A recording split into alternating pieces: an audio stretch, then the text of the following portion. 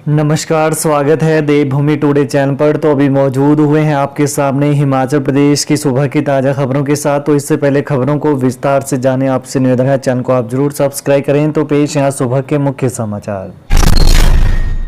मणिमहेश यात्रा, युवक ने कुंड में लगाई छलांग, फर्श से सिर टकराने से मौत।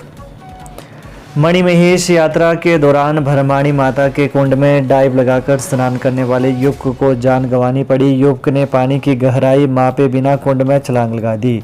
इससे उसका सिर जोर से कुंड के फर्श से टकराया। इसकी वजह से उसकी गर्दन और रीढ़ की हड्डी में गंभीर चोट लगी।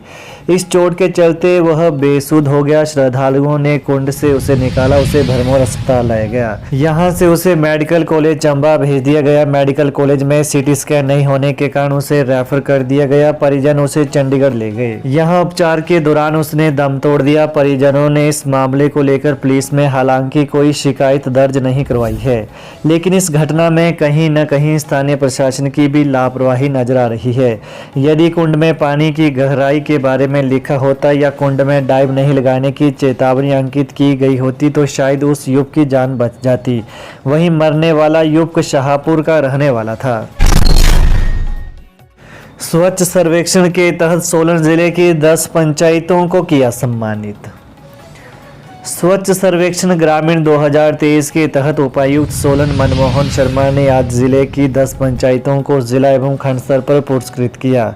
इसमें जिला स्तर पर धर्मपुर विकास खंड की ग्राम पंचायत बरोटीवाला, विकास खंड नालागढ़ की नवाग्राम और सोलन की ग्राम पंचायत नौनी मझगांव को पुरस्कृत किया गया। वहीं विकास खंड नालागढ़ की ग्राम पंचायत कुंडलू, धर्मपुर की ग्राम पंचायत मंधाला, कुनिहार की ग्राम पंचायत देवरा, सोलन की ग्राम पंचायत ओछघाट, कुनिहार की ग्राम पंचायत हाटकोट, नालागढ़ की ग्राम पंचायत कोहू और कंडाघाट की ग्राम पंचायत तुंदल को खंड स्तर पर सम्मानित किया गया। उपायुक्त ने बताया कि जिला की सभी ग्राम पंचायतों का स्वच्छ सर्वेक्षण ग्रामीण 2023 के तहत एक ग्राम पंचायत ने दूसरी ग्राम पंचायत का मूल्यांकन किया गया था। इसी मूल्यांकन के आधार पर ग्राम पंचायतों को पुरस्कृत किया गया। प्रथम चरण में 1362 परिवार प्रभावित, घोषित अधिसूचना जारी। रेणुका जी बांध परियोजना के 1362 परिवार प्रभावित घोषित हो गए हैं।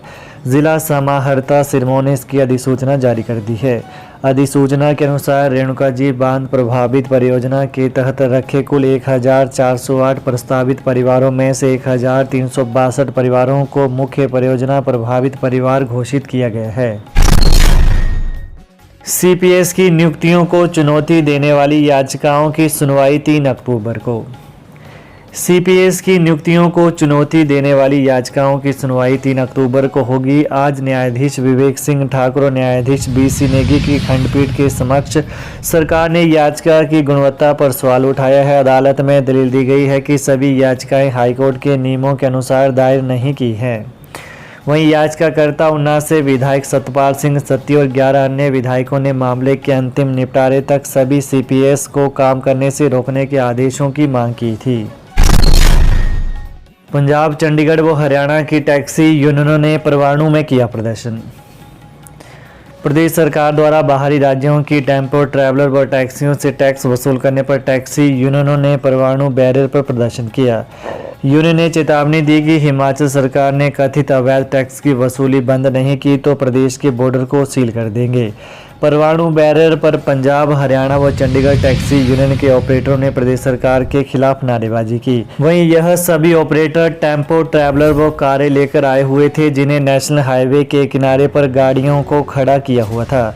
इन वाहनों की लंबी लाइन लगी हुई थी। आज़ाद टैक्सी यूनियन पंजाब के बैनर तले 2 राज्य व 1 केंद्र शासित राज्य के ऑपरेटरों ने प्रदर्शन किया। वहीं प्रशासन ने उनके प्रदर्शन को देखते हुए सुरक्षा के पुख्ता इंतजाम किए हुए थे। बड़ी संख्या में पुलिस बल की वहां पर तैनाती की हुई थी। कालाअंब पांवटा साहिब एनएच पर दर्दनाक हादसा, ट्रक की चपेट में आने से 10 वर्षीय बालक की मौत। कालाअंब पांवटा साहिब नेशनल हाईवे 7 पर पिछले कल शाम को एक ट्रक की चपेट में आने से बिहार राज्य के प्रवासी मजदूर के 10 वर्षीय बालक की मौत हो गई। वहीं पुलिस से प्राप्त जानकारी के अनुसार नाहन विधानसभा क्षेत्र के शंभूवाला में नेशनल हाईवे 7 पर सड़क पार कर रहे 10 वर्षीय युवक की तेज रफ्तार ट्रक की चपेट में आने से मौके पर ही मौत हो गई। हिमाचल के 15 विभागों में 44 कर्मचारी संगठन मान्यता प्राप्त। प्रदेश सरकार के 15 विभागों में कार्यरत कर्मचारियों के सरकारी मान्यता प्राप्त संगठनों की संख्या सिर्फ 44 है। भाजपा विधायक डॉक्टर जनकराज के सवाल का लिखित जवाब देते हुए उप मुख्यमंत्री मुकेश अग्निहोत्री ने बताया कि निर्वाचन विभाग में 3, शिक्षा उच्चतर में 2, जल शक्ति में 2, स्वास्थ्य विभाग में 14, पशुपालन में 4, मुद्रण एवं लेखन में 3, कृषि में 2, चिकित्सा शिक्षा एवं अनुसंधान में 7, विद्युत निरीक्षणालय, अग्निशम, सामान्य प्रशासन, कर एवं आबकारी सलाहकार व अनुसूचित जाति अन्य पिछड़ा वर्ग विभाग में 1 संगठन मान्य प्राप्त है। सहकारिता विभाग की ओर से इन संगठनों को मान्यता दी गई है। शेष विभागों में मान्यता प्राप्त संगठनों की संख्या 0 है। सदन में मुख्यमंत्री सुखविंदर सुक्खू नेता प्रतिपक्ष जयराम में तीखी नोकझोंक जाने वजह।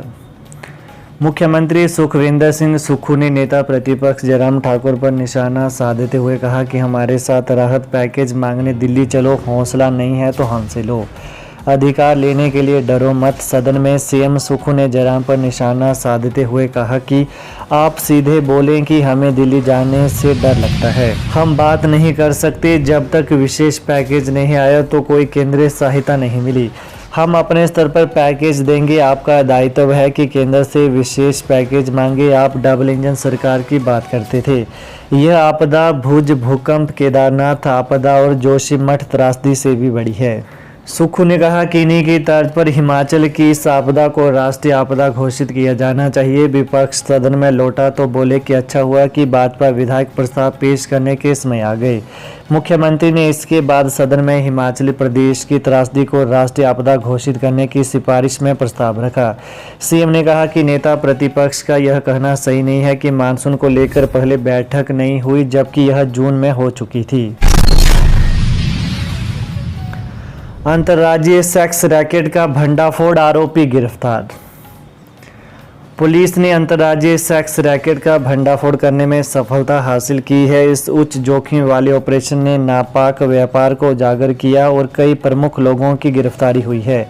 वरिष्ठ पुलिस कप्तान हरकमल प्रीत सिंह खख ने खुलासा किया कि यह सफलता एक गुप्त सूचना के आधार पर की गई है। वहीं इसमें डिफेंस रोड पर कुतर गांव के पास अनमोल होटल में अवैध गतिविधियों का खुलासा हुआ है।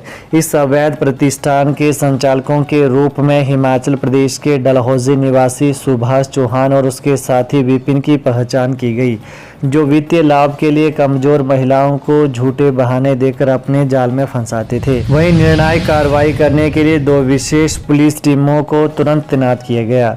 सुभाष चौहान, विपिन वासियान, मनमोहन सिंह उर्फ मोहन और योगराज को गिरफ्तार किया गया है।